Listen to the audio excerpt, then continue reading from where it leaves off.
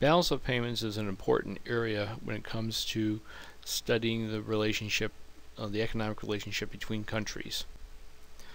The balance of payments is a system of international accounting which measures transactions involving goods, services, income, and financial assets between two or more countries.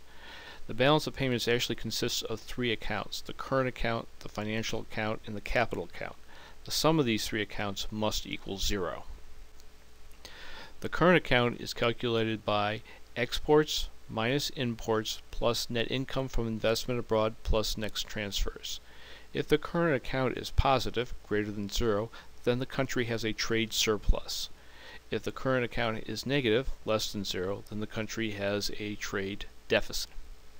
Let's look at an example here. The United States produces $15,000 worth of cars which it sells to the rest of the world. The rest of the world creates $10,000 worth of computers and sells them in the United States. If we look at the U.S. current account, it sent over $15,000 worth of goods and services to the rest of the world, so that's plus. Subtract off the $10,000 worth of imported computers, and it means that the U.S. account has a positive $5,000 in it. So the U.S. government is running a trade surplus. A trade deficit, on the other hand, is when the United States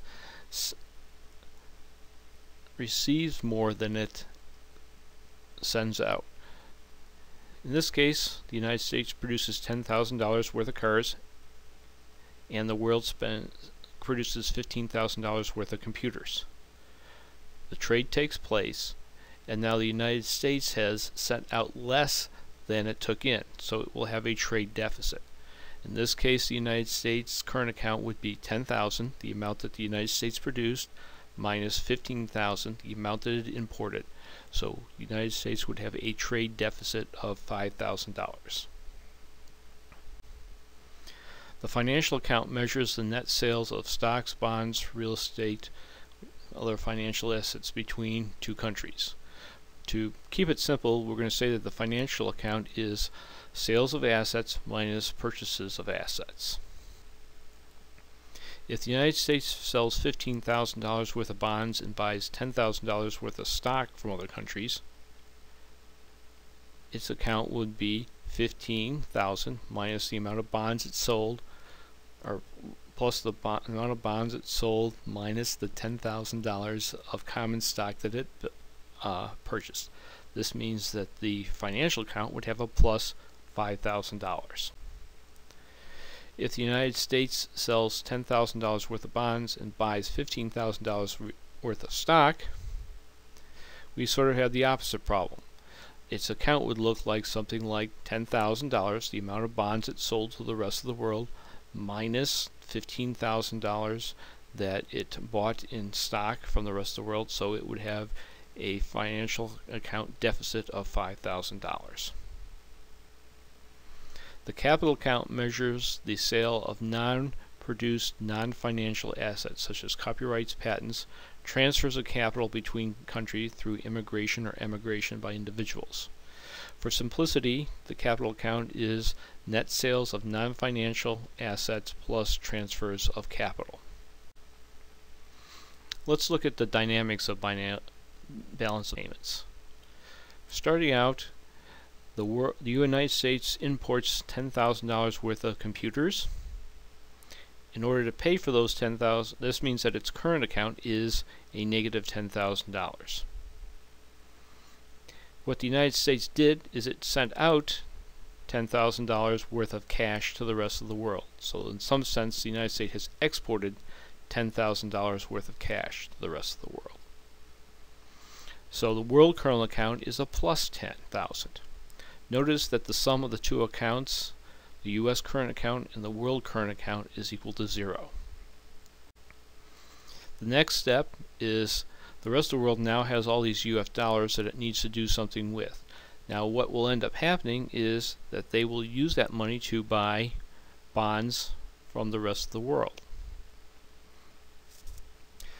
The U.S. financial account will be a positive 10,000, and the world financial account will be minus 10,000.